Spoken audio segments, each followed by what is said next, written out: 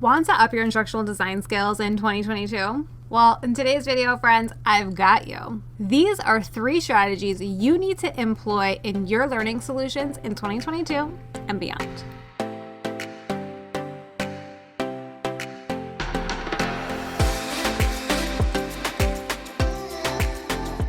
Hey friends, it's Vanessa here, back again with another video talking all about learning and development and all about the strategies you need in your next learning experience. There are a million instructional design strategies out there, and they all serve their purpose when done well. But I'm going to tell you, for the average client, most won't fit. For example, last week I talked all about augmented reality, and I still think it's a great tool. But I don't think it's always going to be the best solution for most companies. Their budgets just aren't there, and it's going to take them a while to get there. But today we're going to talk about 3 strategies that are there. It's going to be very easy for you to employ. So let's make sure you're honed in on these skills to really master your instructional design gigs and keep that pipeline full. First things first, micro-learning. We talk about it all the time. You know I'm a fan of the TikTok. Love it, love it, love it. And frankly, I do think when done well, microlearning is a really, really great solution. We have no time, 0 time. I'm filming this at 8:29 at night because I have no time. So imagine trying to take an hour out of my day for learning and development. That's really hard. Really have to prioritize it. But microlearning, being on the talk, I can spend a whole hour doing it and just scroll mindlessly. And if you think that microlearning is like tale as old as time, Vanessa, ain't nothing new about that, you're right. Microlearning, nothing new. But I'm going to tell you right now, no one's doing microlearning right. So many people are just missing, so many organizations, and when I say people, I mean organizations. So many organizations are really missing the mark on microlearning. They think microlearning is 15 minutes. They think microlearning is 30 minutes versus the hour it used to be. And that's just not it. There are so many opportunities to really talk about how effective microlearning could be.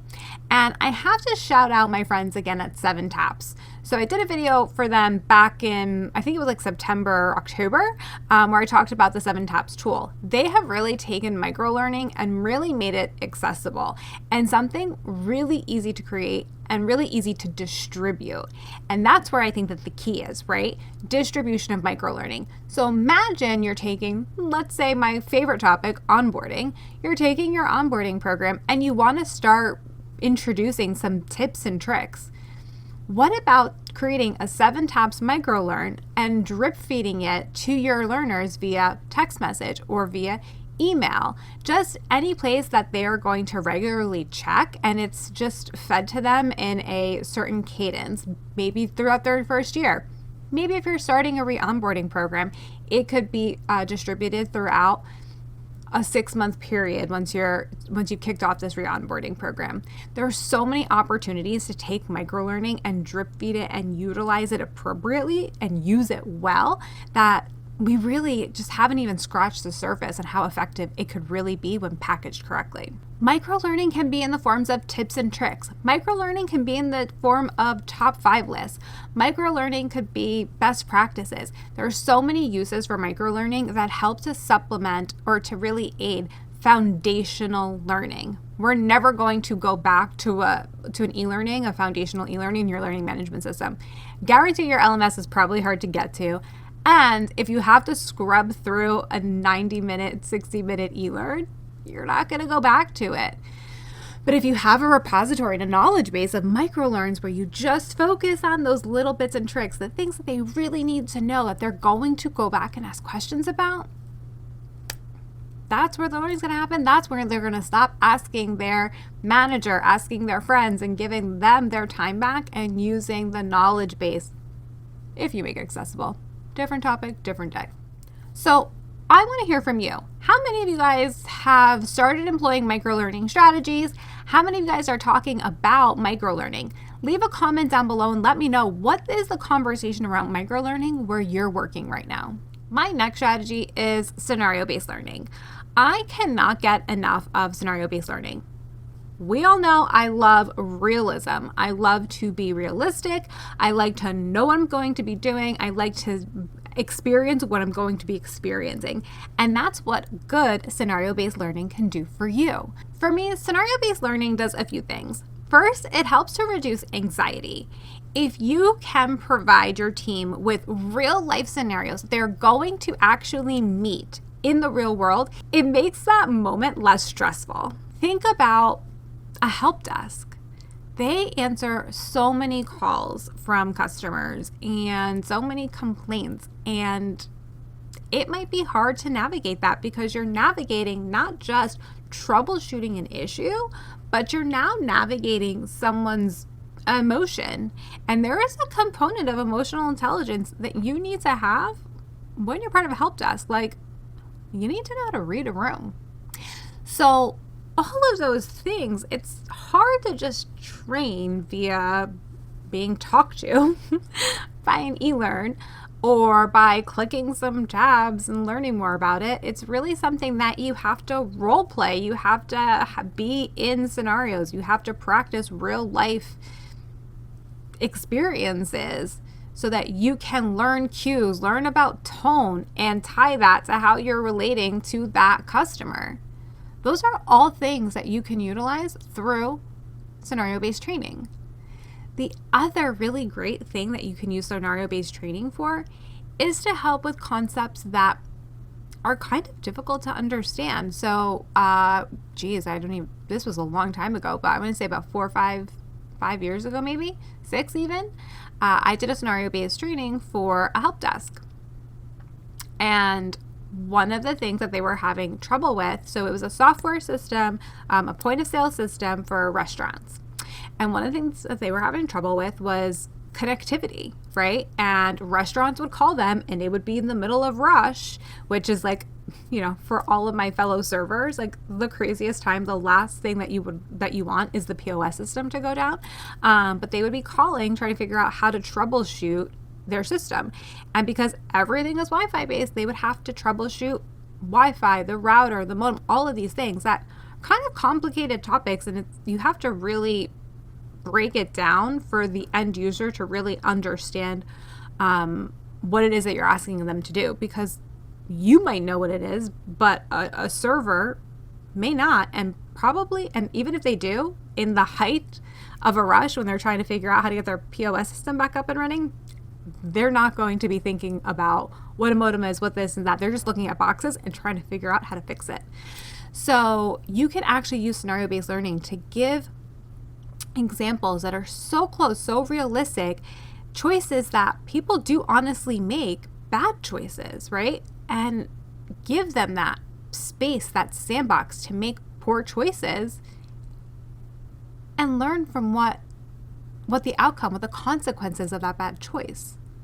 So much opportunity there with scenario-based learning. Again, it's that sandbox. We all make bad choices. We all give bad advice. We all say the wrong thing because we were taught that was right by someone at some point. Scenario-based learning can help with that. And for me, scenario-based learning promotes active learning, especially when you make the answer choices or the options realistic, really thinking, not trickery, but not easy. I'm not going to say, Sonia told me that the sky is purple. How would you respond? The sky is blue, the sky is green, the sky is purple. Like, what? Those are pretty obvious. The sky is blue. We all know that. That's an easy question to answer. But if you take your answer choices and really think about them and don't make them throwaway answer choices, you could really promote that active learning, critical thinking, and really understanding that, wow, I thought that was right. That was bad information I had, and actually learn what the right information is. So scenario-based learning, love it. We need to be utilizing more of it, especially when we're dealing with customers and role plays and, sales training. There's so many opportunities for scenario-based training. And again, we're not even scratching the surface because it does take a little bit more to create, because now you're creating branching. Now you're creating options. You're not just putting text on a slide or text in a tab. You're really having to build something out that's a little bit bigger than just your average e-learn. So I can definitely understand why people may not want to go that route because it's not as fast, but it's more effective and we need to be doing more of it. So you need to be utilizing it in your learning solutions. And this next strategy, I'm getting so into it. There are so many things about this next strategy that I've been obsessed with lately, and that is storytelling. We are talking about it all the time at Anchor Training. What is the story we're telling our customers? What is the story we're telling our learners? What's the story we're telling our employees? I mean, we're obsessed with TV at AT. And I mean, there has to be a reason. I mean, we're engrossed in stories in the beginning, the middle, and the end. Like, we don't want to stop watching. I mean, there is a reason why I can binge watch a Netflix show in one day. #Hype House. And yet you ask me to take a 15-minute training and I'm like, do I have to? And I will find any and every excuse to do anything but take that training. Now, ask me to sit and watch a good Netflix show. I am there all day. Why can't we do that for our learning? Why are we not utilizing storytelling more? See, what a good Netflix or a good show really does, it has that beginning, middle, and end. It has that arc. It gets you invested in a character, right? You really feel the emotions. You feel what they're feeling. You understand. You sometimes put yourself in their shoes. And then you have to know more. Even silly shows like Hype House, that is really all about nothing. I was invested. I needed to know what Chase was going to do about whether or not he's going to be part of Hype House. I needed to know who was staying in Hype House, whether Thomas was going to let the Hype House go and have everyone move out. I needed to know all of those things because I ended up falling for the characters. They were endearing. They were fun, and e-learning doesn't do that.